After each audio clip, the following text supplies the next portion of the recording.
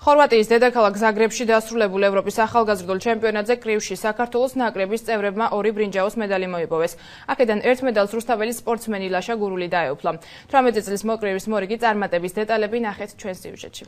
საქართველოს ჩემპიონმა და საერთაშორისო ტურნირების გამარჯვებულმა რუსთაველმა მოკრივემ ლაშა გურულმა კიდევ ერთი წარმატება მოიპოვა. ამჯერად სპორტსმენი მედალს ევროპის ჩემპიონატზე დაეუფლა. კონტინენტის პირველობაზე გურულმა 60 კილოგრამ წონით კატეგორიაში 3 ბრძოლა მოიგო. ნახევარფინალში კი ინგლისელ მოკრივესთან დასანანი მარცხი განიცადა. ევროპის ჩემპიონატზე ჩავატარე 4 ბრძოლა. პირველი ბრძოლა შევხვდი ჰოლანდიელს. დიდად არ გემჭირვებია. მეორე ბრძოლა შევხვდი უნგრელს, გამიჭირდა, საკმაოდ გამიჭირდა. მესამე ბრძოლა ჩავატარე ჩეხთან მედალზე გადასასვლელი და დიდად არ გამჭირვებია. ნახევარფინალში ვიასპარეზე ინგლისელ მოკრივესთან და დავუმარცხდი.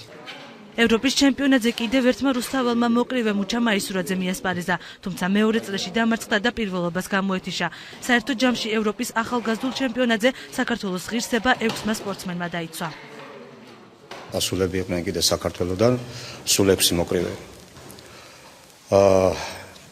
ჩვენმა ბიჭებმა იასპარეზეს კარგად, გამოყოფ ლაშა გურულს, რომელმაც დაიკავა საპრიზო ადგილი მესამე. ჩავატარე 3 შეხვედრა, 2 შეხვედრაში წარმატებით ვიასპარეზე, სამწუხაროდ მესამე შეხვედრაში დავმარცხდი. მომავალში ვაპირებ საქართველოს ჩემპიონატზე გამოსვლას. ამჟამად რუსთაველი მოკრივეები საერთაშორისო ტურნირისთვის ემზადებიან, რომელიც ბაქოში გაიმართება.